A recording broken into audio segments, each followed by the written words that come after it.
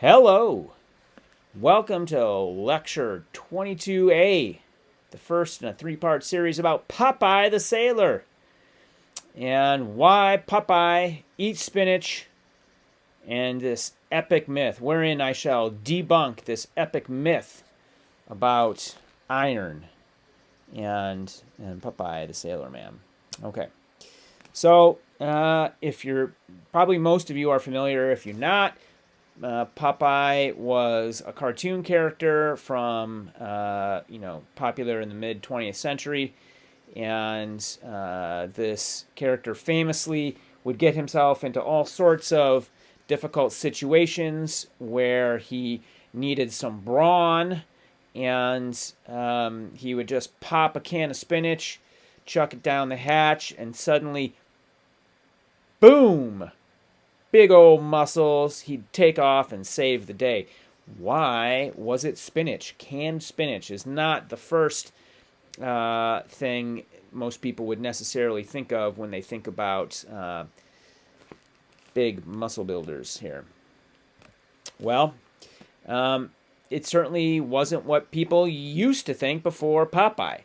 A few short decades, we went from these are all a bunch of advertisements for spinach. The one on the left is from 1784.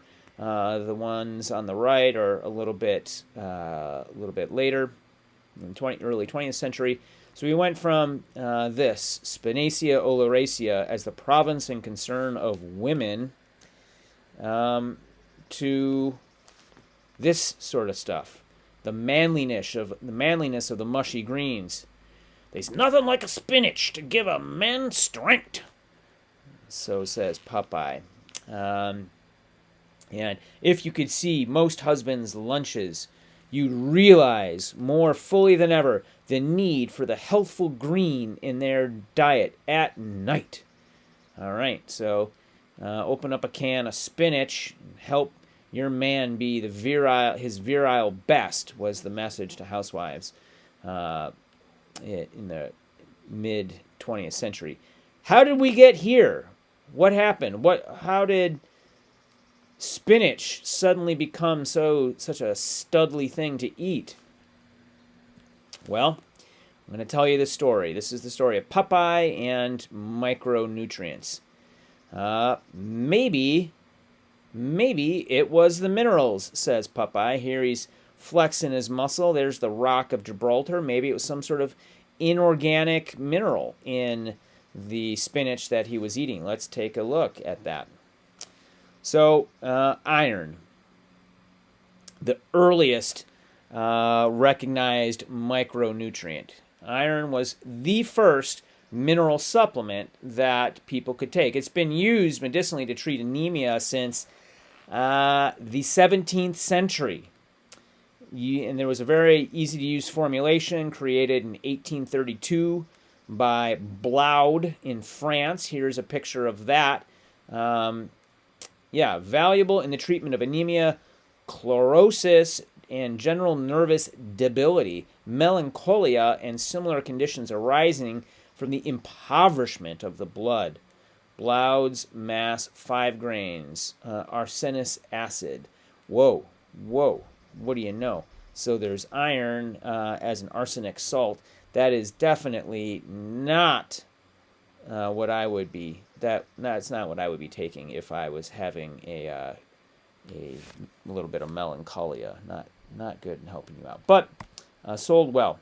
Anyways, here's the first level of this myth around iron being the cause of Popeye's super strength. Iron myth level 1. So spinach is the richest vegetable source of iron, which is why E.C. Segar, who was the author of Popeye, had Popeye wolf the stuff down for strength. Well, let's investigate this proposition and determine whether it's correct or not. How much iron do people need? Well, here's the recommended daily intake values set by the U.S. Food and Nutrition Board. And you need, an individual between 19 and 50 years of age needs between 8 and 18 milligrams per day. Women need about twice the amount of iron that men need because of their menstrual cycle. During pregnancy and lactation, those numbers go way up for women. And then after menopause, the need for iron in women drops down to what it is for men at about 8 milligrams, per day. So that's what we need. All right. So on average, about 8 milligrams for men, about 18 for women. You need a little bit more as a child, as you're growing, building red blood cells, etc. So let's look at some different sources. In 100 grams of spinach, a big old pile of spinach, there's about 2.7 milligrams of iron. In 100 grams of parsley, there's 6.2 milligrams. So actually, parsley has about 3 times the iron that spinach is. Why didn't he eat parsley? Let's look at some other foods. Potato, not much there. Raisins, not too much. Holy smokes! Soybeans with a whopping 15.7 milligrams of iron compared to a paltry not even 3 milligrams of iron in 100 grams of spinach. Why isn't Popeye pounding soybeans instead of spinach if it really is the iron that he's consuming? Well, let's keep looking. At some meat sources of iron. We have 100 grams of beef, only about 1.4 milligrams of iron.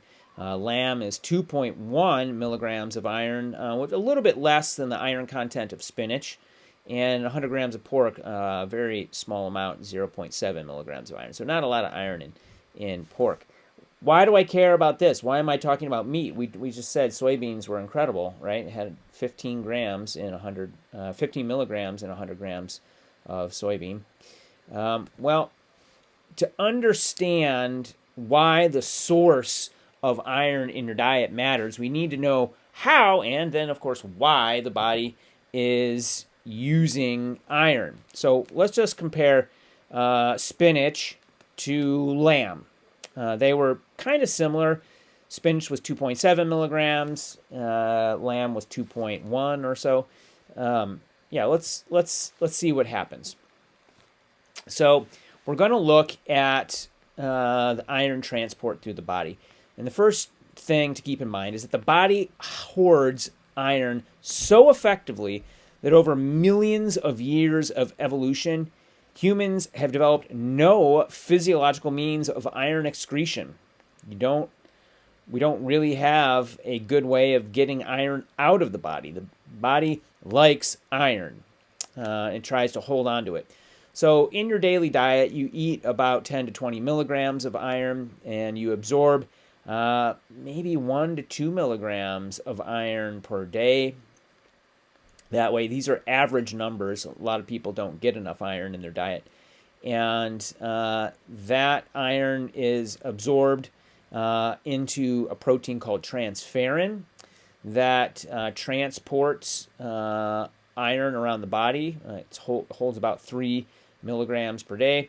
And we lose about 1 to 2 milligrams of iron per day through desquamation, meaning the shedding of skin cells, and menstruation, and blood loss. Those are really the 3 ways that we lose iron. So skin cells fall off, they have some iron in them, and loss through menstruation or accident and blood loss.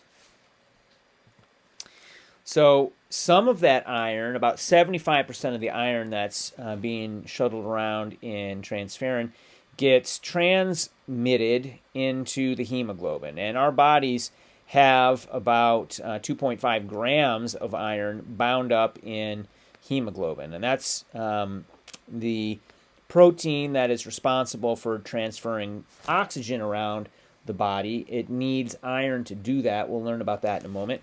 But the hemoglobin is found in the red blood cells and in the marrow of your bones.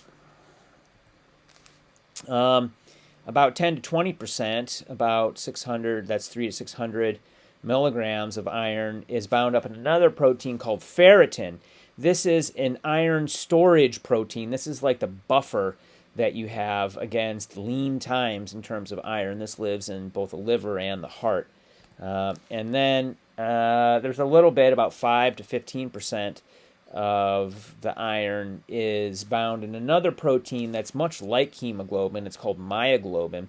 It acts as a oxygen repository in the muscles. So myoglobin is found in the muscles and of the body, where it can store oxygen for when you need it in times of extreme exertion.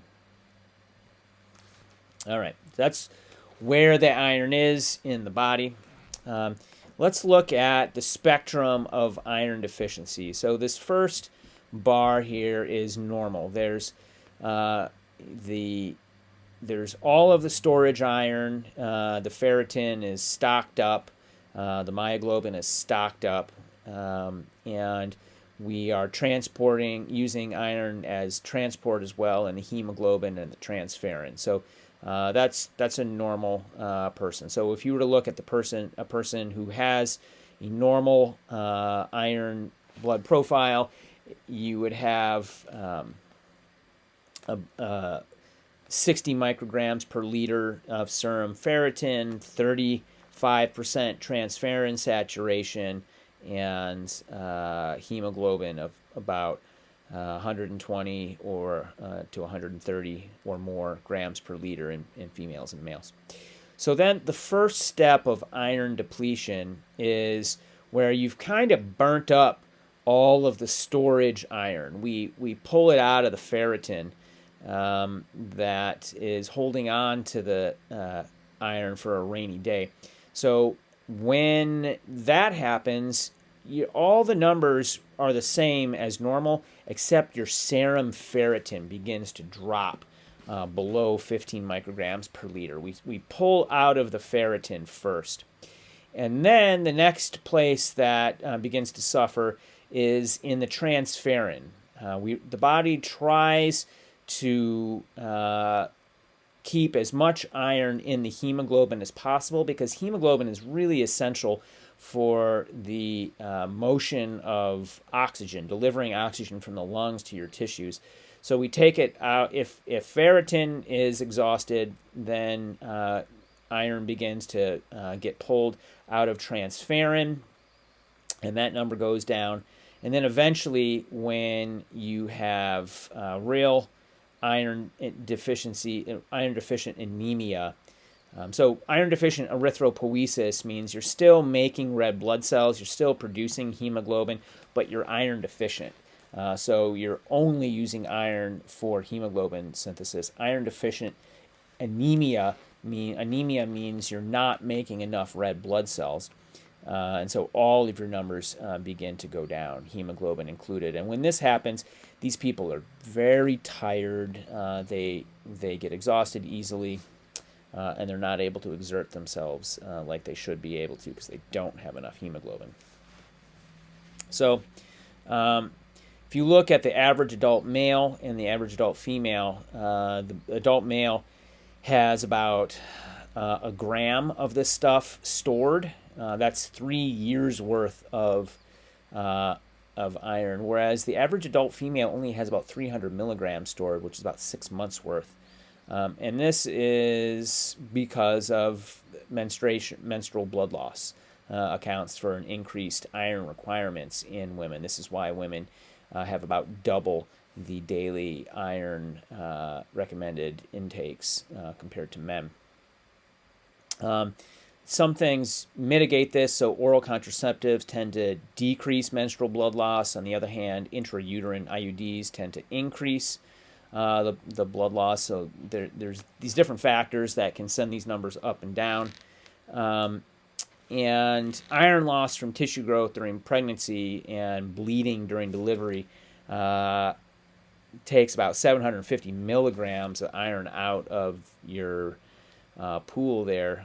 So that's a significant amount. And really requires carefully thinking about iron consumption during pregnancy. Breastfeeding also increases iron requirements by about 1 milligram per day. So then, anytime a person is in a positive nitrogen balance, meaning they're growing, as you're adding body tissue, you need to add more hemoglobin to serve that tissue. So during periods of growth in infancy, childhood, adolescence, etc., iron requirements can outstrip the supply of iron from the diet in the stores. That's another thing to be aware of. People who donate blood, each donation results in the loss of 200 to 250 milligrams of iron. So have to also, it takes a while to regain that much iron through the diet. Cooking in iron pots can actually add up to 80% more iron to the food that you consume.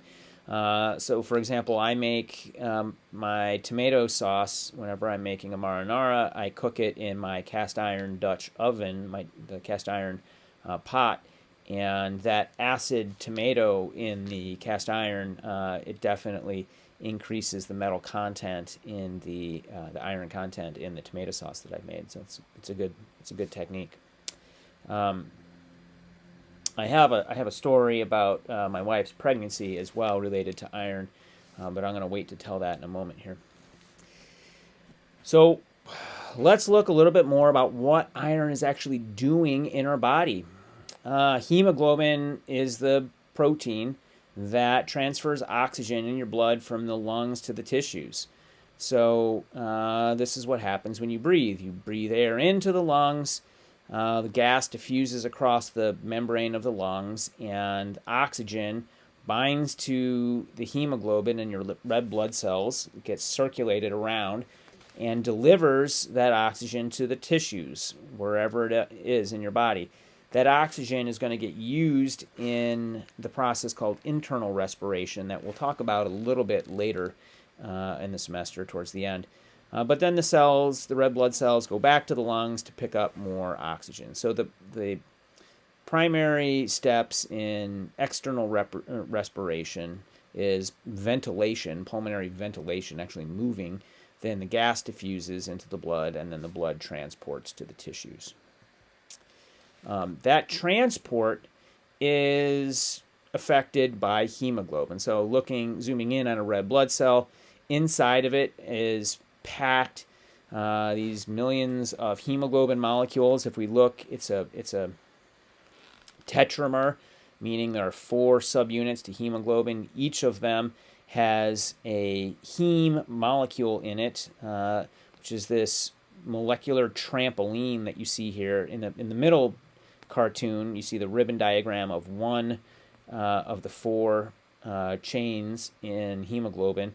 The red disc is the heme molecule, and in the middle of this disc, I think of it as a molecular trampoline, iron is tucked in there. And it is this iron that binds to oxygen. We all know that iron likes to bind to oxygen. Here's a molecule, or here's a sculpture in the upper left-hand corner of hemoglobin, and over the course of a few years, this sculpture turned rusty because the bright metal iron, reacted with the oxygen in the air and formed iron oxide or rust. Well, the iron that is in the porphyrin ring binds to oxygen and is able to transport it through the blood to the tissue that it's required. So every red blood cell has about 280 million hemoglobin molecules, and there are about 30 trillion red blood cells in the body. Because of that, there are about 8.5 times 10 to the 21st atoms of iron per person tied up just in your hemoglobin.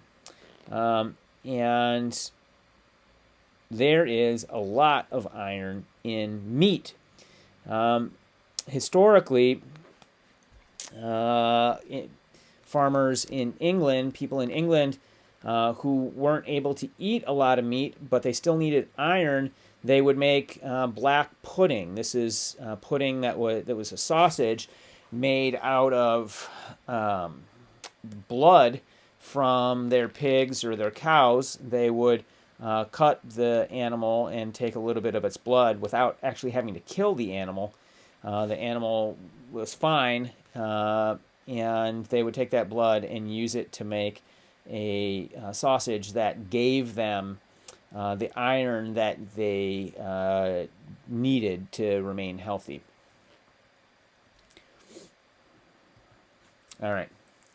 So the reason I'm talking about all of this is I want to make the point. We're still trying to come up with the comparison of spinach to a lamb chop. And there, I am making a point here.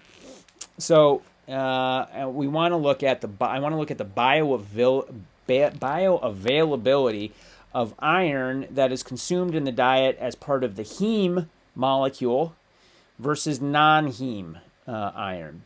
So if you were to look at the total iron intake of heme versus non-heme, we'll say in a day you consume 20 milligrams of iron in your diet, and 2 to 3 milligrams of that are attached to a heme molecule in some sort of a meat product, whereas 18 to 19 milligrams of that are in non-heme sources, so from whatever kind of vitamin or what have you. Yeah, the heme iron intake, that would only be about 10 or 15% of the stuff you're consuming, whereas the non-heme would be about 85 or 90%. However, if we look at what's actually absorbed, this isn't what was eaten, but this is how much what your gut absorbs into the body. The heme iron absorbed from the 2 to 3 grams would be about 0.7 grams. That is a 40% contribution to the total iron absorbed, whereas the non-heme, only 1.3 milligrams of the 18 or 19 that you consumed was absorbed. That's 60% of the contribution to the total iron. That means that the heme iron absorption has a 35% efficiency, whereas non-heme absorbed is less than 10%. And that's because of the relative solubility of iron in water. Iron that's bound to hemoglobin is much, much, much more soluble than iron 2+, which itself is much, much, much more soluble than iron 3+, these different oxidation states of iron that are not bound to hemoglobin. The take-home here is you're getting way more bang for your buck out of iron that is bound to heme versus iron that is not bound to heme. So let's look at non-heme iron absorption. At the physiological pH, that ferrous iron, Fe2+, is rapidly oxidized to a totally insoluble ferric Fe3+ form, and in the stomach. So hard to absorb that. The gastric acid lowers that pH, enhancing the solubility and then the uptake of ferric iron. So that's how it gets in the body. There are ways to facilitate non-heme absorption. So basically making the iron more soluble in water. And the way of doing that is a process called chelation, having the iron bind to another small organic molecule that, like the heme, that is going to make that iron more water soluble and easier to pass through the intestinal mucosa into the blood. So chelation itself is a type of bonding of ions and molecules to metal ions. It forms the presence of two or more separate coordinating bonds between multiple bonded ligand and a single central atom. So here are a number of chelators: ascorbic acid or citric acid, vitamin C. These molecules are great at coordinating iron. Here is an example of that in the middle called ferrous ascorbate. That form of iron is readily absorbable, and that's because it has the vitamin C, the ascorbic acid, is really water soluble, and it passes into the blood and brings the iron along with it. This is behind the story that I was telling about using tomatoes in a cast iron pan. A lot of vitamin C in tomatoes. Cook them in a cast iron skillet. A great way for vegetarians to get some bioavailable, readily absorbable iron in their diet. There are other versions here. Ferric ascorbate, citric, ferric citrate, all ways of taking vitamin C as a chelating agent to absorb iron. So vitamin C pairs with iron very well. Just remember that one. That's the takeaway. I have this picture of Carl Scheel down there. He's the person that actually discovered this work. So spinach comes with oxalic acid, which unfortunately actually prevents iron absorption. So oxalic acid is, there's about 750 milligrams per 100 grams in spinach, quite a bit of it, and it forms ferric oxalate, which is not very soluble in water, actually. And one way you can, piece of evidence for this is that it is these oxalates, calcium oxalate, that forms kidney stones. And because all this oxalic acid that might get consumed during, say you have a spinach heavy diet or whatever, spinach can, the absorption of all that oxalic acid can form these mineral salts with calcium and come out of solution in the kidney and be quite a painful experience that I fortunately have no direct experience about. So what about ferritin as an iron source? We talked about hemoglobin. Is ferritin a good source of iron? So studies have shown the answer is no.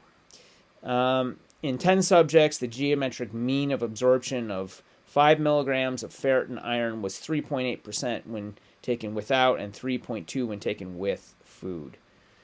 So if you were to look at a 100-gram pan of chicken fried liver, there are 13 milligrams of iron in that. 100 grams of chicken liver has 11.6 milligrams of iron in it. The bioavailable iron in liver is from hemoglobin, not from ferritin. So Popeye is wondering whether he should get into the chicken business or not. I would say take a pass, Popeye, but he's not taking my advice, I guess.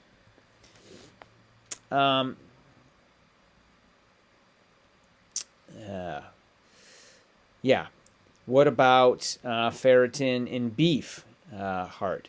Well, the milligrams of iron per 100 grams of protein.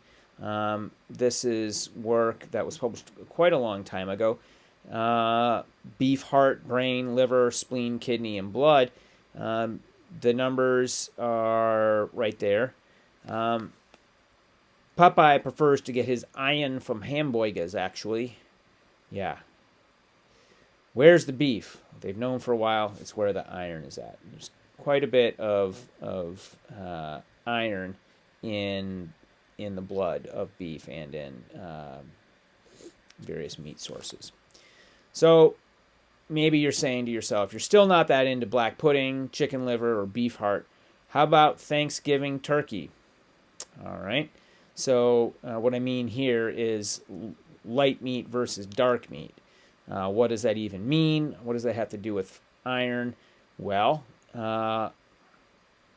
dark meat is the slow oxidative fibers that have a rich supply of myoglobin in it, the protein that carries oxygen in it, so that the bird or whatever animal that has these slow oxidative fibers can sort of run the marathon, so to speak. These fibers are not going to get tired out. They're going to be more oxidative. This cross-section of muscle fiber here shows these dark cells. Those are slow oxidative fibers that have a lot of myoglobin with the iron in it. The white meat, the light meat, for example, in turkey, these are fast glycolytic type 2 fibers. They are adapted for very quick response. They are not fatigue resistant. They are easily fatigued. And they don't have very much mitochondria or myoglobin in them. There's not a lot of iron in them, which is why they have a pale appearance. So if you're looking for iron in your poultry, look to the dark meat. Okay, whoo. Let's take it to the second level of this myth. Myth 1, the myth that Popeye eats his spinach due to iron, was due to an error in an 1870 German food science paper, according to this guy, Yotam Ottolenghi, who is a famous food writer. So here in The Guardian, I'll just read you his quote. Other mistakes have had rather more far-reaching effects, notably spinach, which owes its reputation as an iron-packed superfood to an even bigger howler. German scientist Erich von Wulff misplaced a decimal point when he was writing up his findings about the amount of iron in 100 grams of spinach leaves. Instead of 3.5 milligrams, he should have noted down in an 1870 medical journal, he wrote 35 milligrams. Unlike my poor harissa paste, von Wolf's error was not corrected for nearly 70 years, by which time whole generations of children have been raised with a delightfully misguided belief that eating spinach would make them as strong as Popeye. So Ottolenghi here claims that it's because Popeye eats his spinach because there was an error in the original paper that looked at the iron content of spinach, saying that there were 35 milligrams versus 3.5. Okay, well, let's see what about that. So this got picked up and has propagated. So here's the Wall Street Journal followed Ottolenghi's lead in The Guardian and goes on to tell their whole story. In the Daily Mail, sorry, Popeye spinach doesn't make your muscles big. Experts reveal sailors' love of the food was due to a misplaced decimal point. And all of these people, Ottolenghi, the Wall Street Journal, the Daily Mail here, they all are referencing this guy, Samuel Arbesman, in a book he wrote. So, Half-Life of Facts. This is the person that first put this out there about the mistake. This is the researcher that supposedly first found the error in this German food science paper. He's an applied mathematician and network scientist at the Kauffman Foundation and a research fellow at the Institute for Quantitative Social Science at Harvard. So Harvard researcher wrote in the New York Times, Atlantic, blah, blah, blah. They all reviewed his book positively, where he makes this statement about iron and Popeye in it, the half-life of facts. And he's talking about how, how facts or misinformation, how long it takes to correct those incorrect statements.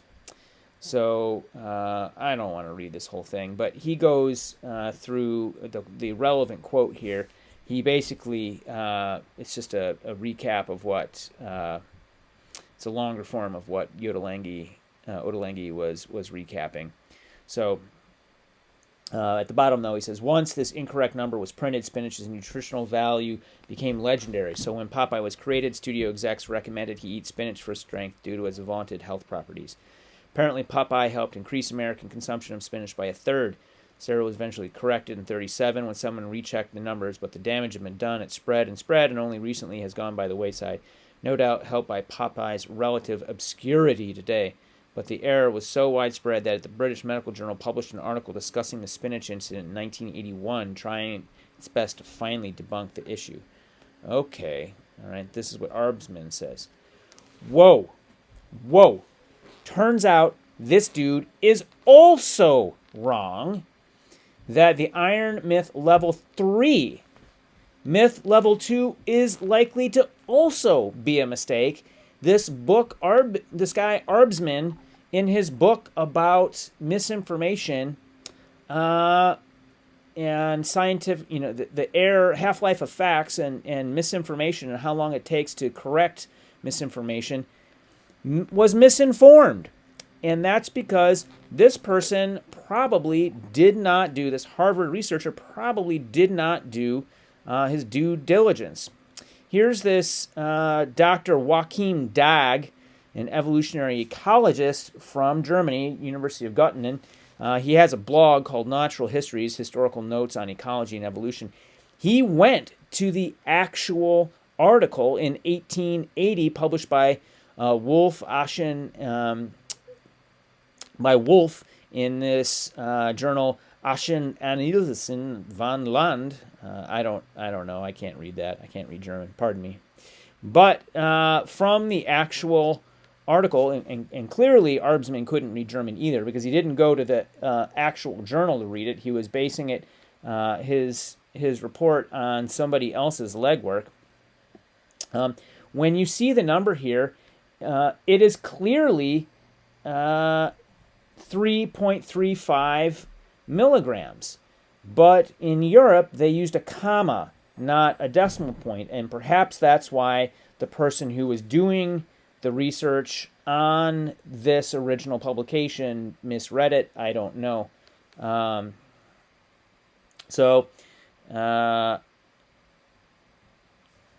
Dog says here, the decimal error is a myth. It never occurred. The false reputation of spinach was due to unreliable methods of poor experimentation. That is, errors were inherent in experiments, not in data treatments. All right. You can go to his blog and read it. Whoo, boy. Arbsman. Wrong. Scientist that studies how scientific falsehoods are propagated, and I propagated a falsehood about the propagation of a scientific falsehood. Is that ironic or what? Just keep smiling. Okay. So, iron myth level 4.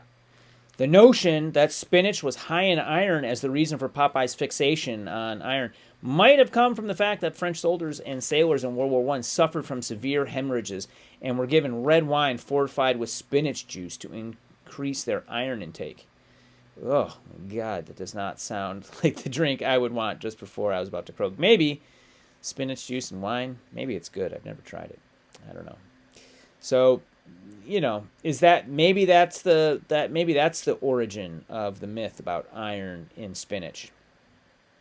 But spinach, I think I've showed at this point that it wasn't iron in the spinach that was making Popeye eat the spinach. In fact, Arbsman's whole story about the executives for C.E. Seeger, who was writing Popeye, wanting to promote iron in the spinach. I don't know where he got that. That is entirely fictitious, and we'll see why in a little bit. So anyways, if it wasn't the iron, then what was it? Tune in next time, and you'll see. Bye.